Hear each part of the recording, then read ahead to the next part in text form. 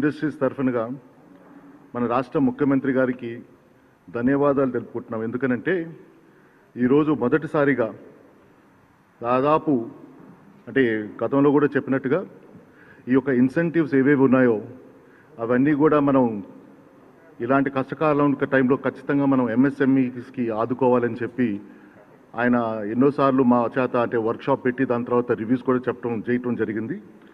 ఈరోజు దాని భాగంగా ఈరోజు ఫైనల్ మీటింగ్లో ఈరోజు ముఖ్యమంత్రి గారు he has approved the incentives, the remaining incentives for the MSME sectors దాదాపు 905 కోట్లు గత 5 సంవత్సరాల నుంచి ఏవేవి ఉన్నాయో అవన్నీ బాకీలు కూడా పూర్తి చేస్తూ దీంట్లో ఒకటి ఉదాహరణగా చెప్పాల్సింది ఏంటంటే గత 2014 నుంచి 2019 దాకా దాదాపు 828 కోట్లు బకాయిలు అంటే కోట్ల రూపాయలు అవి కూడా పూర్తి చేసి అలాగే 1920లో కూడా 77 crores ఏముందో ఈ ఫైనాన్షియల్ ఇయర్ కూడా అవన్నీ కూడా పూర్తి చేసి దాదాపు 905 crores ఇన్సెంటివ్స్ ప్యాకేజ్ మే జూన్లో తొందరలోనే రిలీజ్ చేయబోతున్నాము. 2014-15 మీరు చూసుకుంటే there was 43 crores అవుట్స్టాండింగ్. అలాగే 2015-16 చూసుకుంటే 70 కోట్లు was outstanding.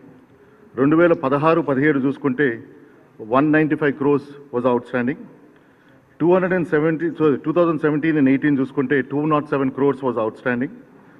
2018 and 19 was 313 crores outstanding. ఇవన్నీ కూడా ఈ 5 years అంటే 2014 నుంచి 2019 చూస్తే 828 crores-తో పాటు ఈరోజు ఈ సంవత్సరం అంటే అవి 19-20 కూడా 2019-20 77 crores కూడా అన్నీ కలిపి 905 crores ఇన్సెంటివ్స్ మే జూన్ నెలలో ఇవ్వబోతుంది.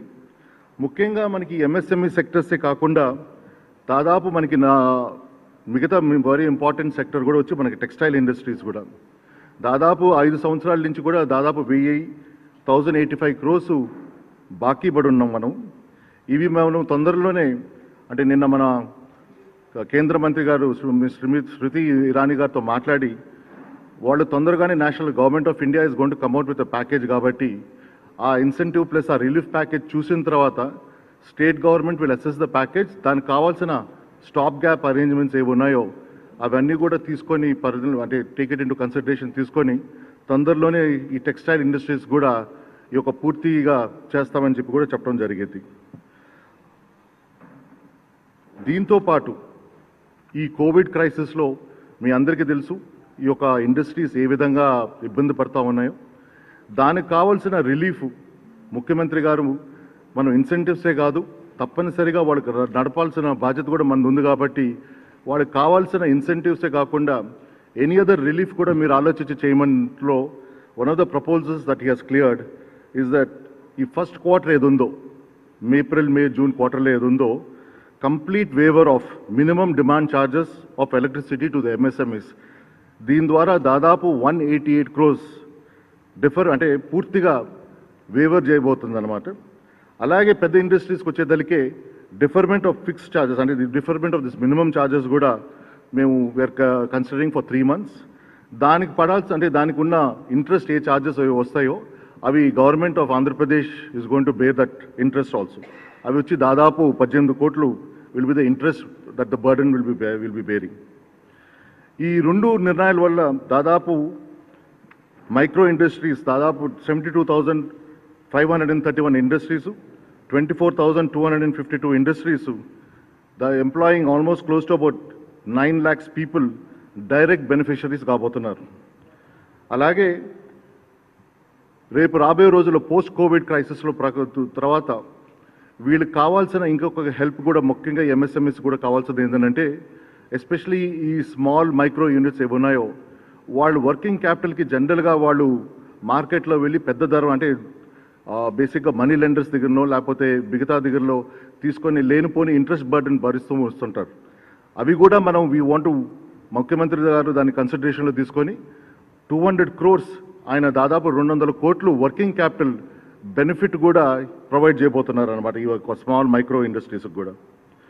దాదాపు 97,000 units will be benefited from this working capital incentives. అలాగే ఈరోజు మన ముఖ్యమంత్రి గారు కూడా he has written a letter to the Honorable Prime Minister outlining the various needs and the requirements of various industries, and also the requested the intervention of the government of India to help the industries in this dire straits times లో. అంటే ఇలాంటి కష్టకాలంలో తప్పనిసరిగా government of India has got a responsibility to come forward and support this industries, whether micro కావచ్చు, small కావచ్చు, medium కావచ్చు, or large industries కావచ్చు, or handloom sectors కావచ్చు, ఆర్ విలేజ్ ఇండస్ట్రియల్ సెక్టర్స్ కావచ్చు. వీటన్నిటికి కూడా తప్పనిసరిగా మీరు సపోర్ట్ చేయాలని చెప్పి కూడా ఒక లేఖ రాయటం జరిగింది. బహుశా ఈ ప్రెస్ కాన్ఫరెన్స్ అయిపోయిన తర్వాత ఆ లెటర్ కూడా రిలీజ్ చేస్తాం. కానీ దీంట్లో ముగిసే ముందర ఒకటి మాత్రం తప్పనిసరిగా చెప్పాల్సింది ఏంటంటే, బహుశా మొదటిసారి మన దేశంలో ఇంత పెద్ద ఎత్తున ఎంఎస్ఎంఈ సెక్టర్స్కి ఇంత అంటే ఒక బెనిఫిటే కాకుండా వాళ్ళకి కావాల్సిన రాబోయే రోజుల్లో కావాల్సిన వర్కింగ్ క్యాపిటల్ నీడ్స్ కూడా ఆలోచించిన నాకు తెలిసి ఏకైక ముఖ్యమంత్రి గారు, మన రాష్ట్ర ముఖ్యమంత్రి గారు.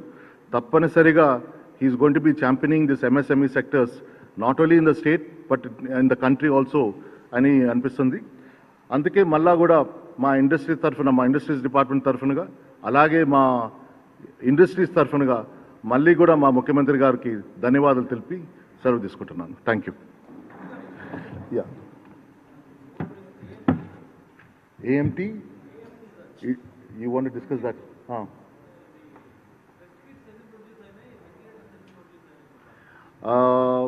As of now, the ventilators still have not come on production. They are coming on 7th, May 7th, they will be coming on production. I think if I'm not wrong, the scaling up of our TrueWit kits, that is the COVID kits that we're talking about, it's roughly about 7,000 units they're scaling up per day today, manufacturing, and they will be scaling up to another 25,000 per day by end of another 1 week's time.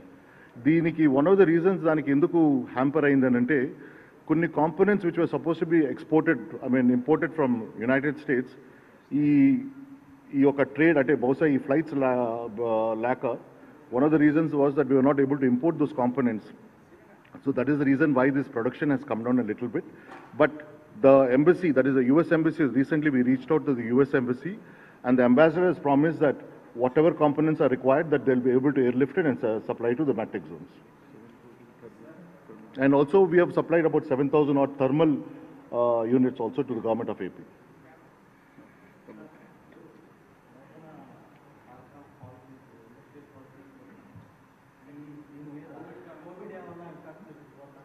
అంటే ఇప్పుడు new industry policy వచ్చి, ఈ industry policy తీసుకొని వచ్చే ముందర కన్నా let us understand and address ఆ present day concerns.